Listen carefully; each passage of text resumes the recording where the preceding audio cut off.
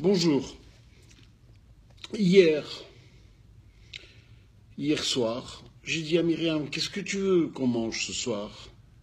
Elle m'a dit, écoute, y a plein de choses au frigidaire. Qu'est-ce que tu veux que je te fasse? Elle m'a dit, il reste un peu de viande, il reste ceci, il reste cela. J'ai dit, écoute, tu sais ce que tu vas me faire ce soir? Tu vas me faire des briques à l'œuf. Au moins, c'est un kiff. Elle m'a dit, très très bonne idée. Elle est partie me faire des briques à l'œuf. Alors elle a une recette spéciale, Myriam. Quand elle fait des briques à l'œuf, elle met pas une seule feuille de brique, elle met deux. Elle met l'œuf, elle met le thon, elle met le truc. C'est un délice. Elle m'en a fait 3, 4. Alors moi j'ai mangé. La vérité, au bout de la deuxième, j'ai plus eu faim. J'ai essayé de taper la troisième, j'avais plus. Et j'ai eu d'un coup envie de dormir. Je me suis allongé dans mon lit. Et là, j'ai fait un rêve. Et c'est justement ce rêve que je vais vous raconter. Voilà. Je ne sais pas comment, je me suis retrouvé à Tunis, à la sortie du lycée Cardon. Je ne sais pas comment, on n'explique pas le début, la fin des rêves.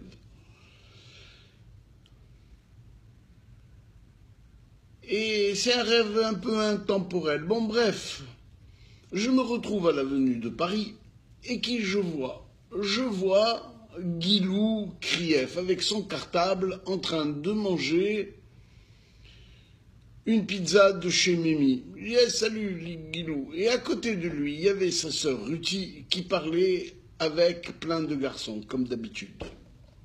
Bon, moi je continue à marcher, je passe devant le cinéma Le Paris. Là où il y avait toujours des films d'essai, etc. Et à côté, il y avait un café qui s'appelait Chez les Nègres. Alors, la particularité de ce café, c'est qu'il sentait une odeur de cacao, je ne sais pas trop quoi, mais en tout cas une très très bonne odeur, qui me chatouillait les narines chaque fois que je passais devant. Et juste en face, chez les Nègres, il y a un cireur de chaussures. J'ai dit, Blabi, je vais me cirer les chaussures. Je lui ai dit combien, il m'a dit un prix, j'ai marchandé. Et wada, il m'a ciré les chaussures. Bon, après, j'ai continué. Et qui je vois? Je vois Patrick Lévy qui rentre chez lui avec son frère Danou. Bah, moi, je continue. Et je me retrouve face à l'hôtel Majestic, un hôtel qui porte bien son nom, un hôtel des années 30, une merveille. Et moi, je connaissais bien ce truc-là. Pourquoi? Parce que juste dans la rue parce que l'hôtel Majestic, c'était un angle. Dans cette rue, il y avait mon docteur préféré quand j'étais petit. C'était le docteur Calfon. Chaque fois que j'avais un problème, moi j'avais une petite santé, ma mère, elle m'emmenait chez le docteur Calfon. Bref, je passe, j'avance. Et je me retrouve devant l'immeuble de mon cousin préféré. Il s'appelle Richard Cohen Adria.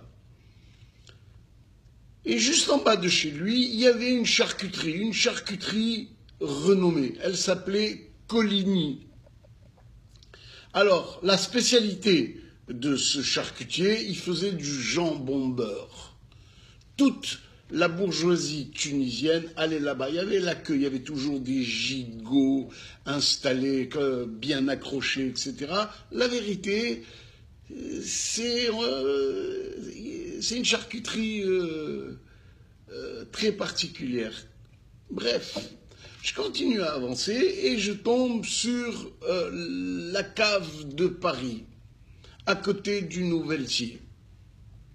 Alors, au Nouvelletier, il y avait une bande de gens qui étaient en train de boire des bières Celtia et de jouer à la belote. Je lève ma tête et qui je vois? Je vois mon ami, juste en haut de l'immeuble, je vois mon ami Hervé Jaoui. Il est comme ça dans le balcon, il fait rien. Il se gratte sa joue parce que lui, quand il était petit, il avait un acné juvénile très prononcé. Et moi, j'ai dit, quel khaloat, celui-là, il fera jamais rien de bon dans sa vie. Et je continue à avancer. J'arrive devant l'hôtel Ritz. Avant, il y avait une, je me rappelle plus le nom de la bibliothèque. Pas de la bibliothèque, du libraire qui s'occupait. Là-bas, on achetait toutes nos affaires là-bas, à la rentrée des classes. Je rentre dans le passage et je me trouve tête à tête à l'avenue de Londres devant Manino, un marchand de casse-croûte de folie. Il y a toujours la queue chez lui. Et la particularité de cet individu, c'est qu'il a une mine patibulaire. Quand il vous regarde, on a peur de lui demander « rajoute-moi un peu de... » Bref. Et je ne sais pas pourquoi, je me suis retrouvé devant le café... Lucullus, je crois qu'il s'appelait, ouais. J'ai traversé pour voir si mon père n'était pas au Floréal. Alors le Floréal, il y avait une odeur tout le temps de bonne friture. Et je voulais voir si mon père, c'était le rendez-vous de tous les turfistes, les courses de France. Alors il y avait tout le temps plein de monde là-bas. Bon, j'ai cherché mon père, je ne l'ai pas trouvé, j'ai continué. Je suis monté du côté de l'avenue de Madrid. Et là, à l'angle, il y a un pâtissier renommé, j'ai oublié son nom, il y avait tout le temps des citronnades avec des croquants, un délice. Qui je vois?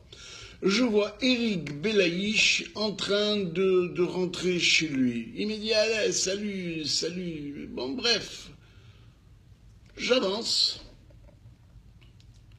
et je suis à l'avenue de Paris.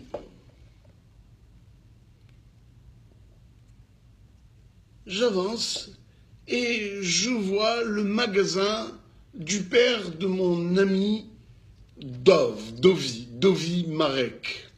Et son père, il avait un magasin je crois, de bonnetterie, etc. Et toujours très sympa, je le salue. J'avance encore un peu et je passe devant la maison de mon ex-ami Moïse Belliti. Et en passant devant, qui je vois? Je vois son père. Son père, il était assis dans une chaise, en train de réfléchir. Il avait un chapeau tyrolien. Et moi, j'aimais beaucoup ce monsieur. Et chaque fois que je lui parlais, il me disait des mots gentils, etc. Et lui, il venait de Béja. Et vraiment un type extraordinaire. Bon, je continue à avancer. Et qui je vois? Je passe devant le cinéma Le Marivaux. Alors, le cinéma Le Marivaux, je me rappelle très bien de ce cinéma-là. J'avais fait la queue, une très grande queue, parce que là-bas, il y avait eu La Guerre des boutons, le film. Et ils offraient des épées en bois. Et quand j'étais petit, vous ne pouvez pas savoir à quel point j'étais fier d'avoir cette épée en bois. Et je passe par un marchand de casse-croûte, il s'appelle Mizuni. Alors Mizuni, c'était un ancien employé de chez Gagou. Ok, il lui a tapé toutes les recettes et son sandwich était tout aussi bon que chez Gagou à la rue du Voile. Bon, bref. Qui je vois qui passe? Je vois Belaïch, j'ai oublié son nom, ça va vous dire, avec sa Simpson qui passe. Et par la même occasion, qui je vois aussi, monsieur, voilà, il s'appelle Koda qui passe avec sa Simpson, son blouson noir, et je sais pas avec qui il a rendez-vous. Et je vois monsieur Assous, qui rentre dans son hôtel particulier, une énorme porte en bois. Lui, monsieur Assous, c'était le père de mon ami Bernard Assous, où on a fait plusieurs années de scolarité ensemble, un khaloat comme moi. Bref, j'avance un peu, et qui je vois en face de moi, il y a, on appelle le Petit Colisée. Le Petit Colisée, je vois Coco Sidbon en train de parler avec Michel Mimoun, dit Mike Brandt, en train de s'asseoir devant un magasin de chaussures qui s'appelait Shawat.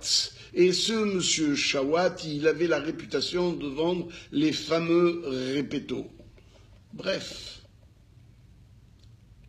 j'ai oublié de vous dire tout à l'heure, parce que ça me revient.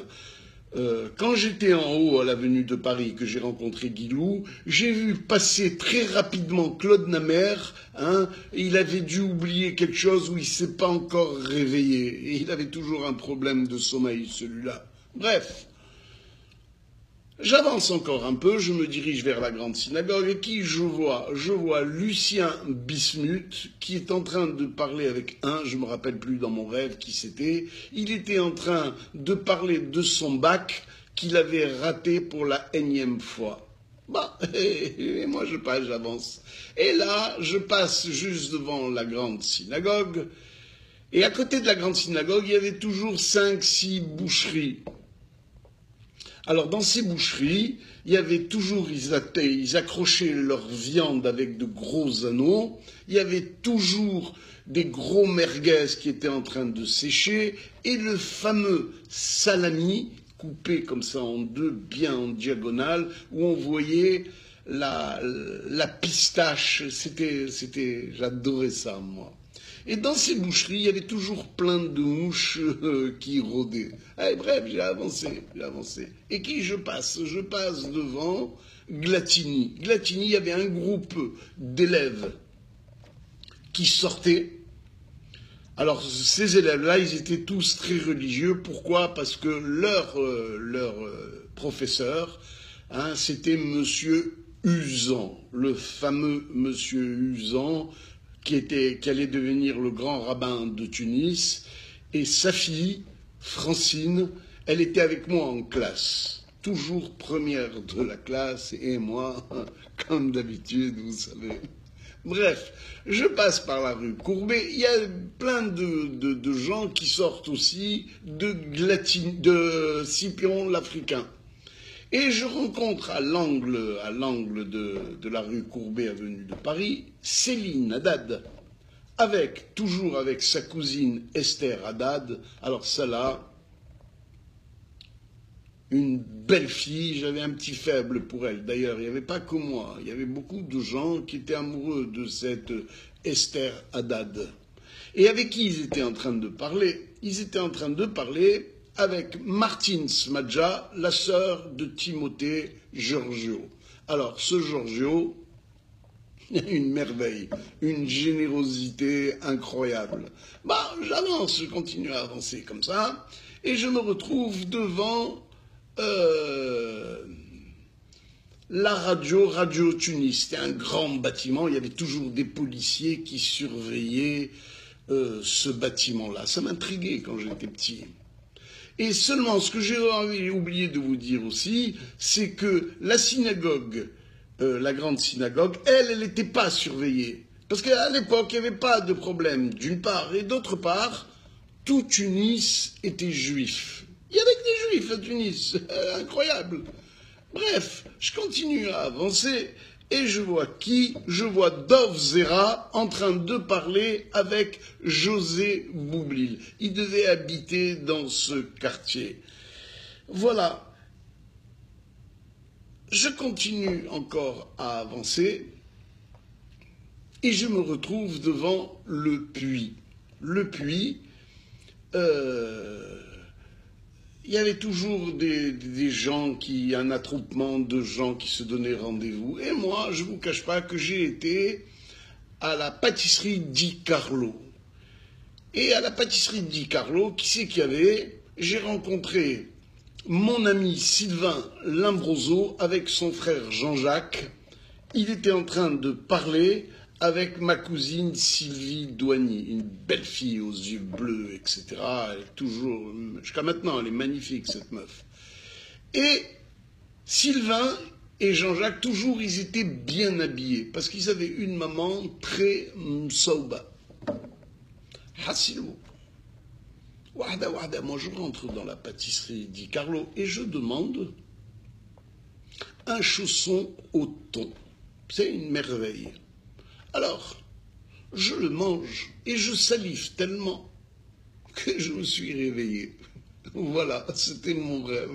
Alors, je dois vous préciser que 50 ans après, je continue à rêver de cette adolescence magique que j'ai eue. C'est incroyable. D'ailleurs, je vais vous dire une chose. En 45 ans de France, ou 40 ans, ou 45 ans, j'ai pas réussi à faire un ami français. Tous mes amis de Tunis, ils sont restés mes amis de France, et ils sont restés encore mes amis d'aujourd'hui. J'arrive pas à fréquenter d'autres personnes. Et c'est des amitiés incroyables. Alors voilà, je vous ai raconté un petit peu ce petit rêve. Alors j'ai dit à Myriam, écoute, maintenant j'ai encore faim, tu n'as pas quelque chose? Elle m'a dit, tu as toujours quelque chose à demander.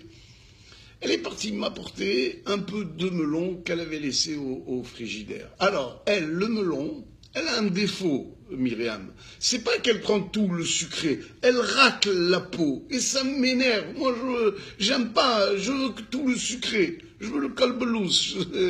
Et elle, comme elle est Msaouba, elle est presque, elle racle.